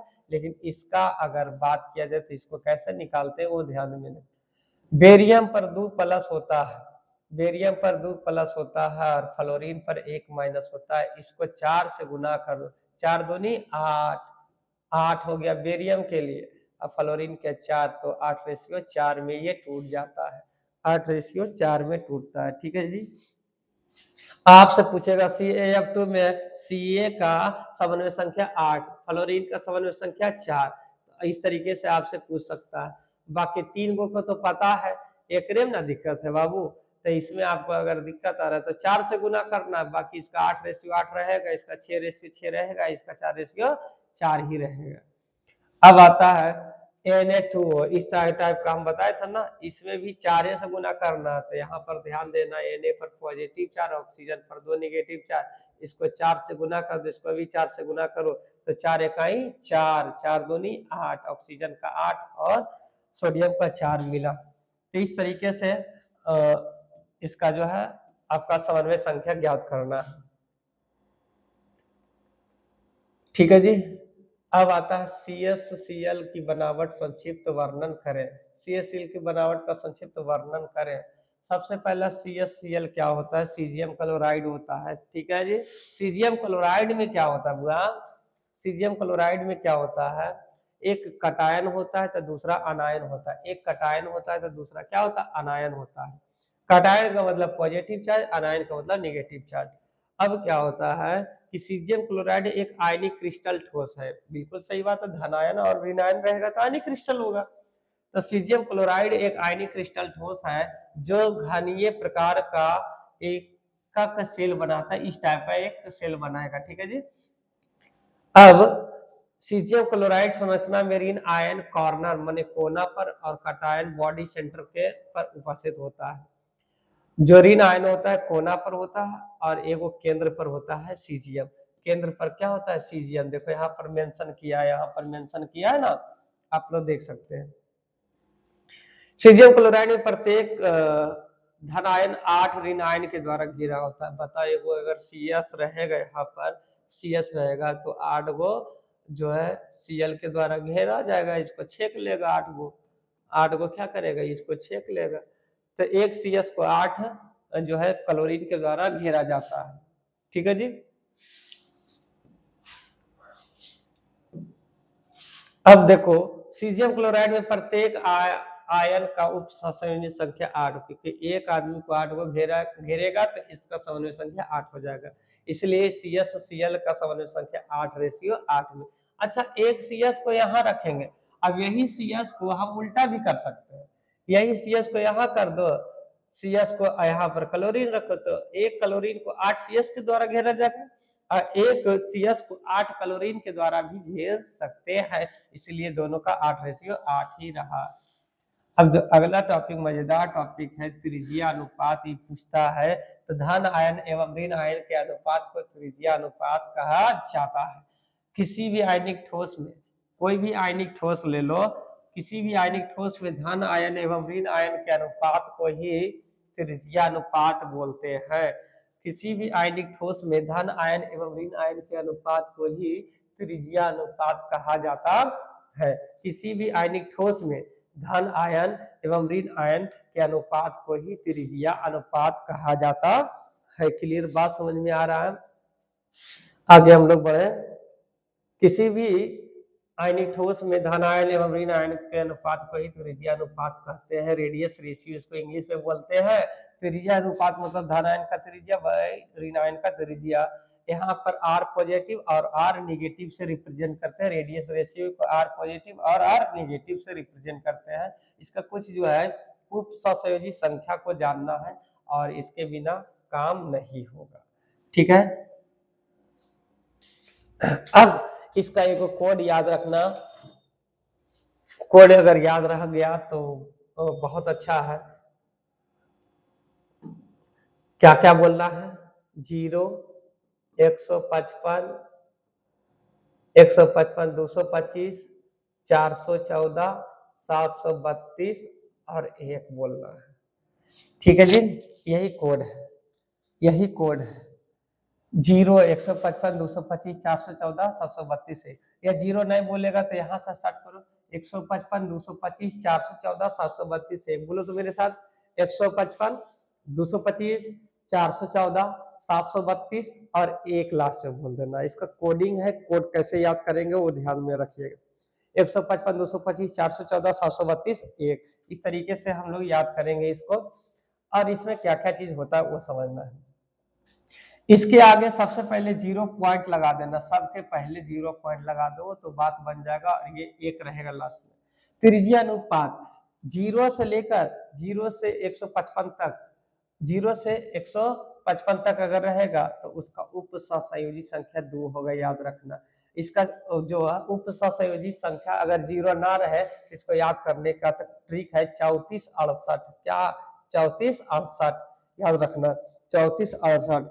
0 वाला का 2 होता है, ठीक है, या 234 68, ऐसे याद रखो, 234 68 इस तरीके से याद करेंगे।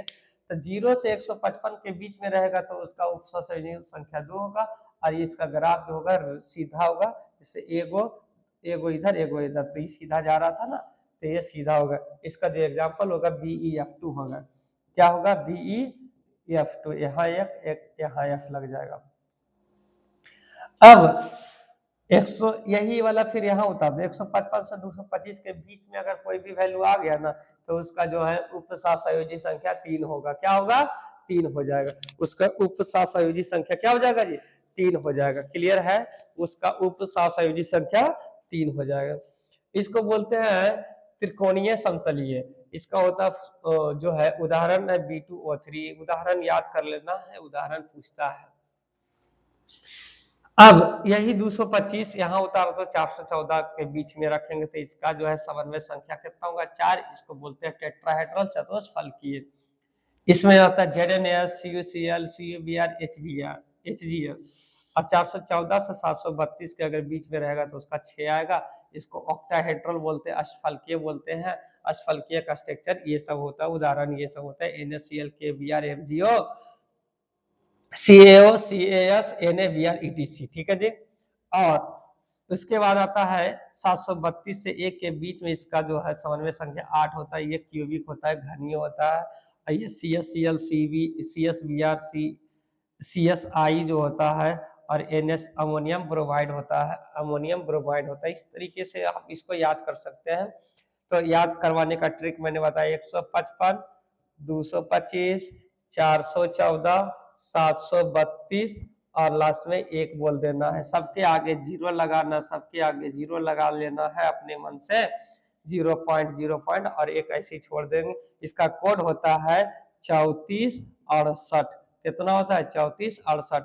34 माने 155 से 225 के बीच रहेगा तो उसका 3 होगा। 225 से 414 के बीच रहेगा 4 रहेगा। 414 से 732 के बीच रहेगा 6 रहेगा। और 732 से 1 के बीच में रहेगा तो 8 हो जाएगा। ये इस तरीके से याद रहे। और 0 से 155 के बीच रहेगा तो उसका समन्वय संख्या 2 हो जाता है। तो इस तरीके से इसको याद करने का हम जरिया बता दिए। इसको याद रखना, एग्जाम में पूछा जाता है। क्लियर रूप में समझ में आ रहा है? एग्जाम में पूछेगा 100%, ये आता ही आता है। तो इस तरीके से आप इसको याद कर सकते हैं। क्लियर बात समझ में आ रहा है? आगे हम लोग बढ़ जाते हैं। अगर हम आगे बढ़ते हैं तो देखते हैं अगला जो टॉपिक है वो अभी थोड़ा सा हम पानी पी लेते हैं, उसके बाद हम स्टार्ट करेंगे। तो चलिए आप लोग थोड़ा सा, आप लोग भी पानी पी लीजिए, 1 घंटा हो गया है।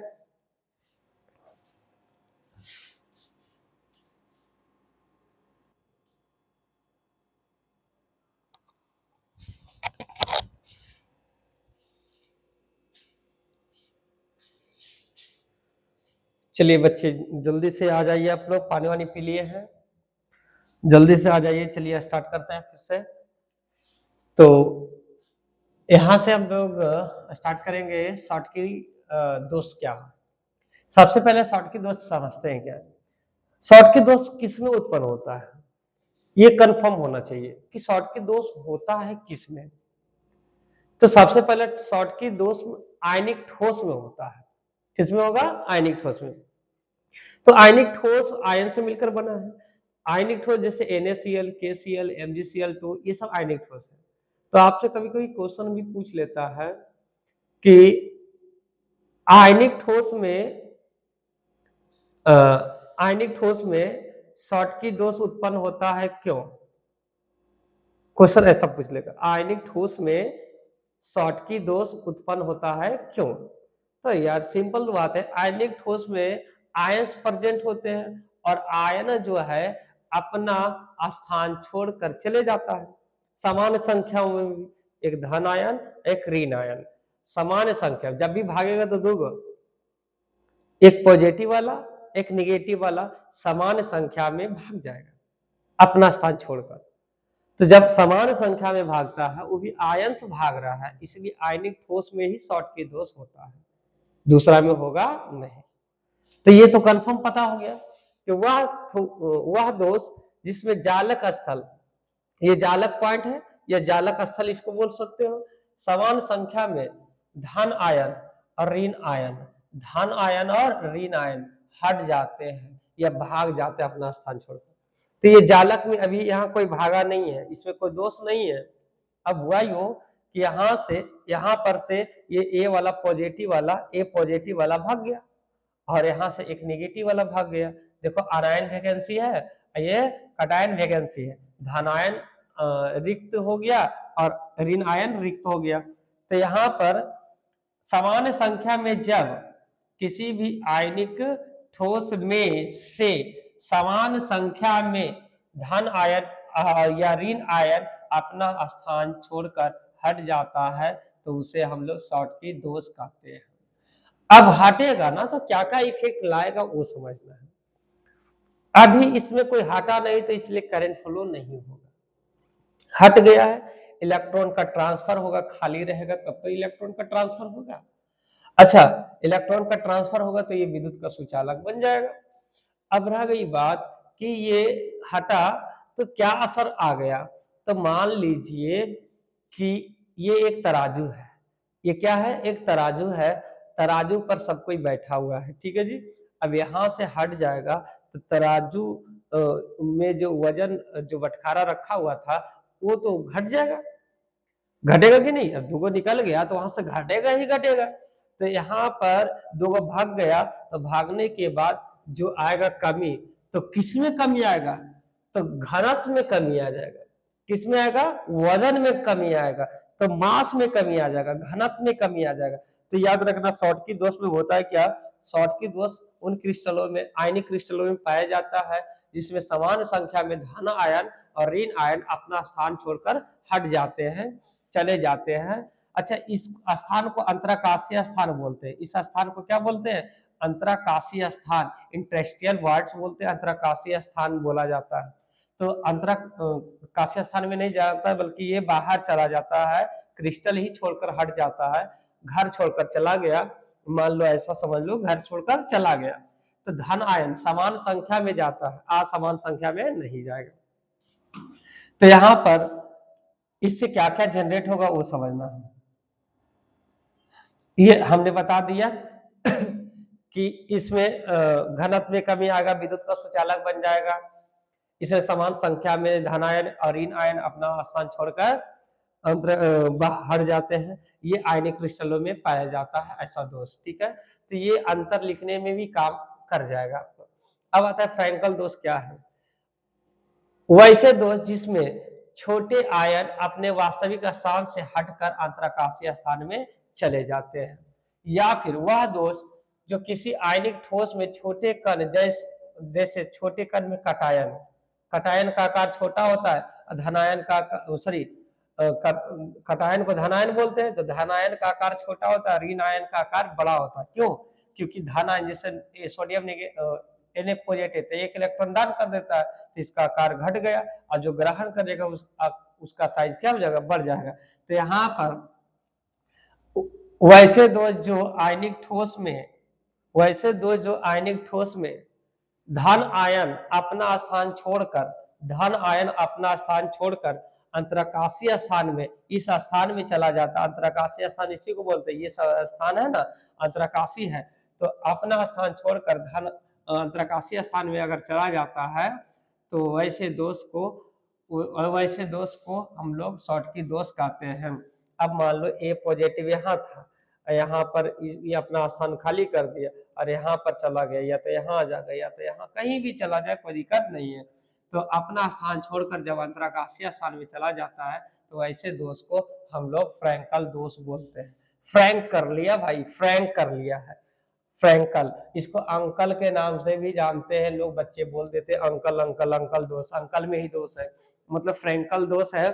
ये फ्रैंक किया, आपसे झूठ बोल दिया और झूठ बोल के कहीं छिप गया, कहीं बीच में शिफ्ट हो जाता है। ठीक है जी।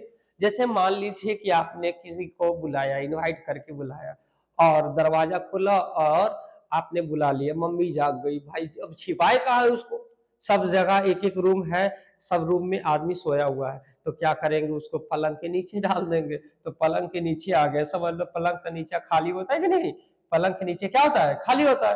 तो पलंग के नीचे जिससे खाली रहेगा तो समझ जाना उसको अंतराकाशीय स्थान, क्या अंतराकाशीय स्थान। ठीक है जी, अंतराकाशीय स्थान बोलेंगे, क्या बोलेंगे, अंतराकाशीय स्थान। क्लियर है, बात समझ में आए। जब कोई धन आयन अपना स्थान छोड़कर अंतराकाशीय स्थान में चला जाता है तो वैसे उत्पन्न दोष को शॉर्टकी दोष नहीं बल्कि फ्रैंकल दोष कहेंगे। क्या बोलेंगे, फ्रैंकल दोष। मतलब इसको सिंपल अगर शॉर्ट फॉर्म में बोलना है, स्थान छोड़ेगा और कहाँ जाएगा, अंतराकाशीय स्थान में, अपना जगह छोड़ के अंतराकाशीय स्थान में कूद गया तो वैसे दोष को फ्रैंकल दोष कहेंगे। क्या बोलेंगे, फ्रैंकल दोष। और ये भी जो है आयनिक क्रिस्टल में ही पाया जाता है। ठीक है जी। इसका कुछ एग्जाम्पल है ZnS, AgCl, AgBr, AgI। अब एक बात याद रखना, कौन ऐसा दोष है जो दोनों में पाया जाता है, तो AgBr जो है फ्रैंकल में भी होता है और शॉर्टकी में भी होता है, ये इम्पोर्टेंट और VVI है, ये इम्पोर्टेंट है और VVI है, ये पूछा जाता है, इम्पोर्टेंट है और VVI है। ठीक है जी। कौन सा ऐसा दोष है जो दोनों में पाया जाता है, तो फ्रैंकल भी है और शॉर्टकी भी है। ठीक है जी, आगे बढ़े। अब आता है, यही आपसे पूछता है 2 नंबर का क्वेश्चन में आ जाएगा कि फ्रैंकल दोष और शॉर्टकी दोष में अंतर। तो सबसे पहला, इस दोष का खोज वैज्ञानिक फ्रैंकले ने 1926 ईस्वी में किया था और इस दोष का जर्मन वैज्ञानिक शॉर्टकी थे 1930 में किए थे। ठीक है जी। इस दोष में छोटे आयन अपने जालक स्थान को छोड़कर अंतराकाशीय स्थान में कूद जाता है। छोटा आयन मतलब धन आयन अपना स्थान छोड़कर अंतराकाशी में चला जाता है और इसमें समान संख्या में धन आयन ऋण आयन अपना स्थान छोड़कर हट जाता है। ठीक है। इस दोष में क्रिस्टल का द्रव्यमान नहीं बदलता है, जैसे है वैसे रहेगा, कोई वजन में कोई घनत्व में कमी नहीं आता। इसमें द्रव्यमान में वजन घट जाएगा तो द्रव्यमान में कमी आ जाता है। इसमें घनत्व पर कोई भी बदलाव नहीं आएगा, घनत्व जैसे था वैसे ही रहेगा, इसमें घनत्व में कमी आ जाता है।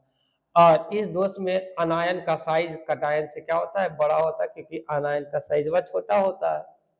अनायन का साइज ऐसे भी कटायन का साइज जो होता है ऐसे भी छोटा होता है अनायन से। तो अनायन का मतलब निगेटिव वाला, निगेटिव का आकार बड़ा होता है, किससे, धन आयन से। ठीक है जी। इस दोष में धन आयन और ऋण आयन का आकार लगभग में दोनों का समान ही होता है। ठीक है जी। इस डिफेक्ट में आयन का उपसंयोजन संख्या निम्न होता है। आयन जिसे मान लो कि अगर छोड़ के कहाँ गया, सिर्फ जिसे एक रूम में रह रहा था, अब रूम में सोया हुआ था कोई व्यक्ति, रूम को छोड़कर अब बरामदा में सो गया, तो घर पे तो है, तो कोई परिवर्तन नहीं हुआ, तो निम्न होता है। इसका क्या होता है भाई, उच्च होता है। क्या होता है, उच्च होता है। ठीक है जी। अब आता है एफ सेंटर क्या है, एफ सेंटर क्या है, एफ केंद्र क्या है, ये बात समझ में आता है तो समझेंगे। अयुग्मित इलेक्ट्रॉन द्वारा भरी ऋण आयन रिक्ति को एफ केंद्र कहते हैं। जहां पर ऋण आयन प्रेजेंट होता है, उसी को एफ केंद्र कहते हैं। एफ केंद्र जर्मन भाषा फर्ब से लिया गया जिसका अर्थ होता है कलर, रंगीन। एफ केंद्र के कारण ही क्रिस्टल का जो है रंग होता है रंगीन हो जाता है, कलर हो जाता है। आपसे पूछ लेगा अच्छा ये कलर जो हो रहा है किस कारण से हो रहा है, एफ केंद्र के कारण। और एफ केंद्र बनता है कैसे, तो क्रिस्टल को जब गर्म करेंगे, क्रिस्टल को जब गर्म करेंगे तभी बनेगा, अन्यथा वो नहीं बन सकता। तो अयुग्मित इलेक्ट्रॉन द्वारा भरी ऋण आयन रिक्ति को ही एफ केंद्र कहते हैं। ठीक है, ऋण आयन रिक्ति को ही एफ केंद्र बोलते हैं। क्या बोलते हैं, एफ केंद्र बोलते हैं। जैसे मान लो कोई भी क्रिस्टल है, ऐसे ऐसे मैंने क्रिस्टल लिया।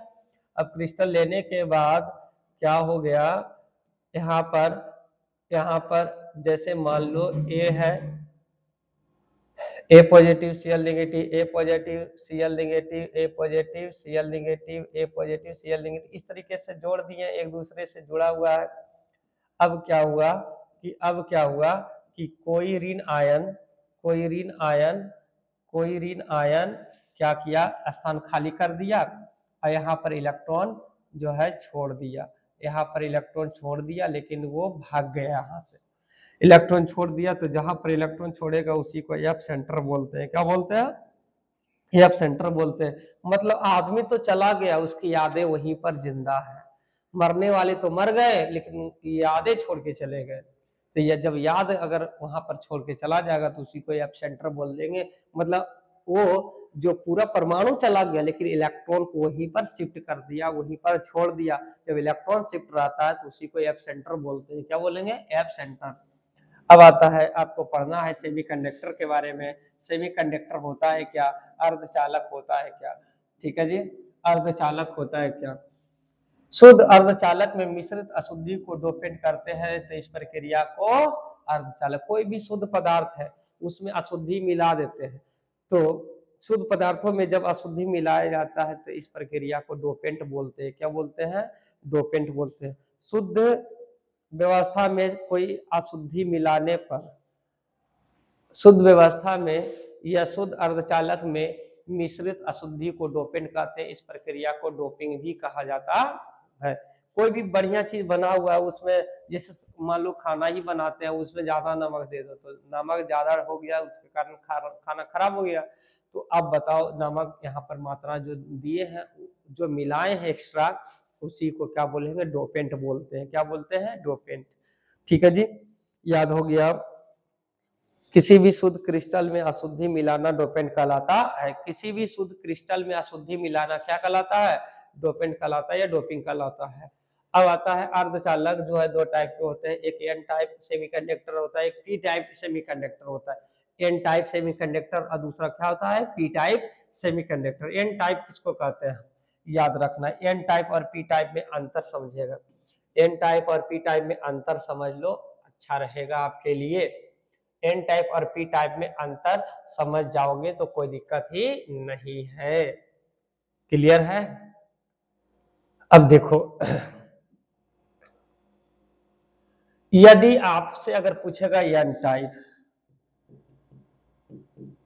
तो ग्रुप चौथा एक का तत्व सिलिकॉन ले लो। ठीक है जी, ग्रुप चौथा एक का तत्व क्या लेना है, सिलिकॉन। और इसमें मिला देते हैं पांचवें ए वर्ग का तत्व, पांचवें ए वर्ग का तत्व आर्सेनिक। इसमें मिला दिए तो बन जाता है एन टाइप। कौन सा टाइप, एन टाइप।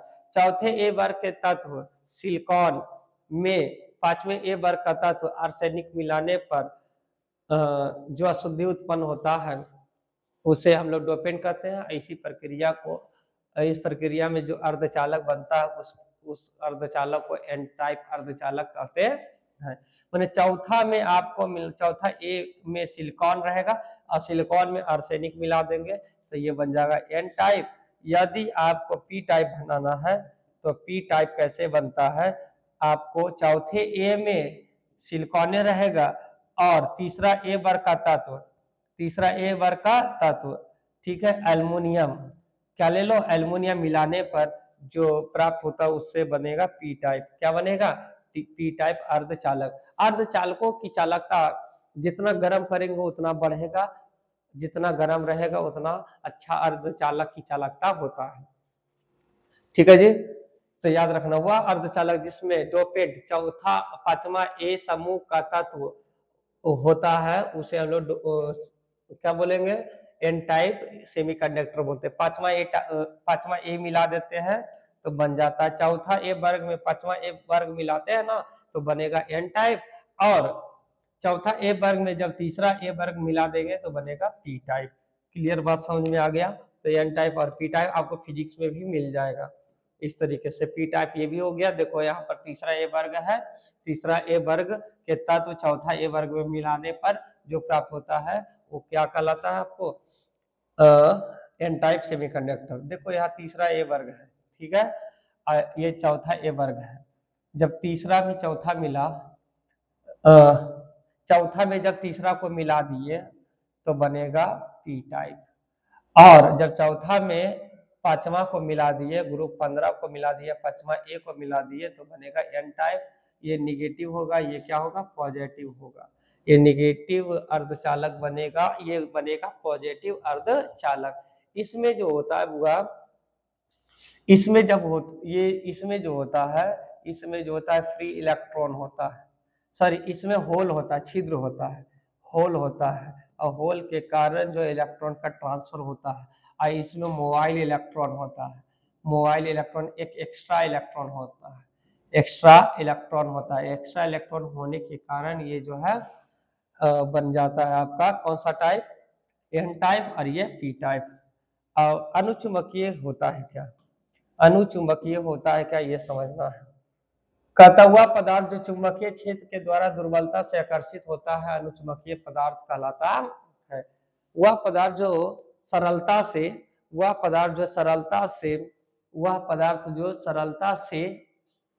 आकर्षित होता है अनुचुंबकीय पदार्थ होता है। अनुचुंबकीय पदार्थ एक या एक से अधिक आयुग्मित होता है, एक या एक से अधिक इसमें आयुग्मित इलेक्ट्रॉन होते हैं, जैसे कॉपर पर +2 चार्ज।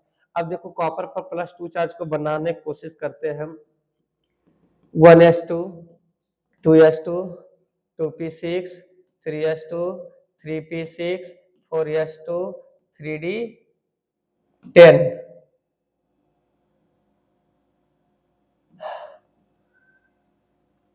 3s1 3d10 ये हो गया कॉपर का। लेकिन 2 इलेक्ट्रॉन निकला तो एगो एजस निकलेगा, एगो एक रस निकलेगा, तो डी पर कितना रह जाएगा, ई 0 हो जाएगा, ई 9 होगा।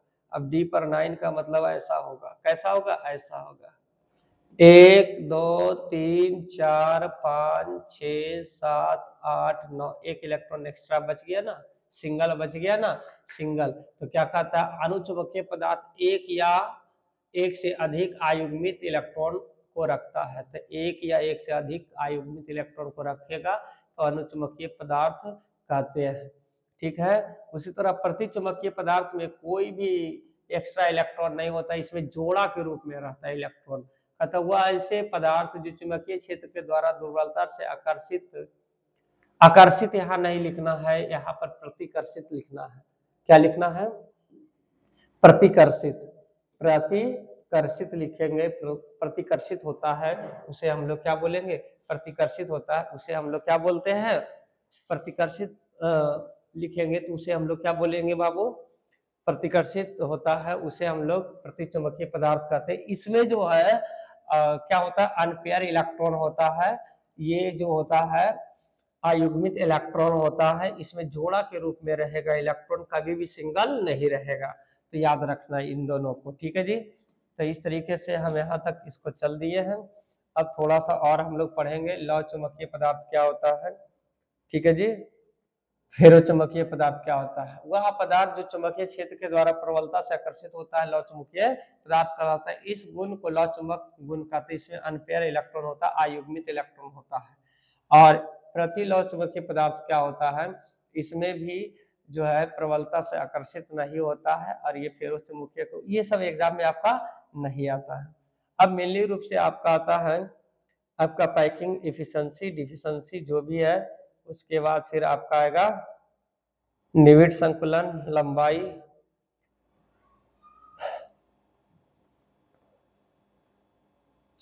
इसके बाद फिर आपका फार्मूला निकल के आ गया, चालन बैंड, संयोजी बैंड, तो आज का क्लास यहीं बाबू समाप्त करते हैं, कल फिर इसी को पूरा करेंगे। तो आज का क्लास यहीं रहने देते हैं, कल फिर मिलेंगे। तो आज के लिए जय हिंद, गुड बाय। आप लोग ज़्यादा ज़्यादा शेयर करें और एक दूसरे को बताएं कि ये आपका वन शॉट वीडियो था, लेकिन कुछ कारणवश एनर्जी लॉस हो गया है। एनर्जी लॉस होने के कारण हम इसको पूरा नहीं कर पाए हैं। कल इसको फिर हम पूरा कर देंगे, तो आप लोग टेंशन ना लें। आप लोग ज़्यादा ज़्यादा इसको ज़रूर देखें एक बार। जो बच्चे नए थे, जो क्लास में नहीं पढ़ पाए थे, उसको एक बार देख लीजिएगा। और इससे ज़्यादा आपका एग्जाम में नहीं आएगा और ना ही पूछेगा। ठीक है, तो थैंक यू, जय हिंद।